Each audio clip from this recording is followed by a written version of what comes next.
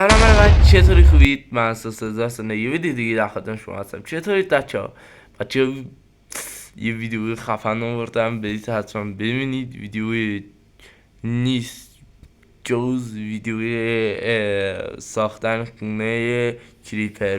ببینید یه خونه کریپر ساختم بزرگ، غول پیکر. برید ببینید، لایک و فالو کنید یادتون نره. قسمت بعدم ویلیجرش رو ساختم. عضو رویکا بشید بدون هیچ معطلی. میریم سراغ ویدیو. Let's go.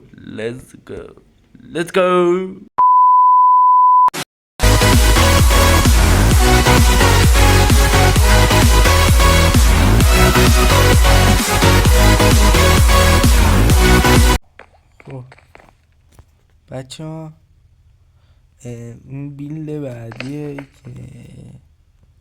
اگه فکر کنم و فکرم هم درست باشه این کریپره. بله، این پشتشه و این جلوشه.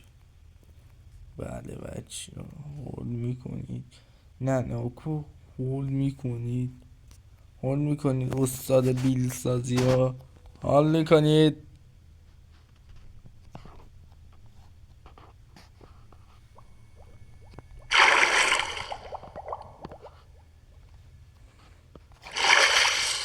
اینجا توقع و آسانسور این چیزا داره. اینجا هم میتونیم بیایی پایین.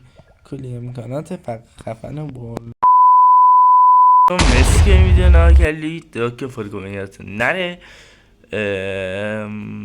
اگه قسمت بعدی که میخوایی ویلیجره حتما لایک کنید، فالو کنید، کامنت بذارید، عضو رویکا بشید که موقع خفنی میذاری. و مرسی تا اینجا ویدیو دیدید. خدا نگهدار. گودبای.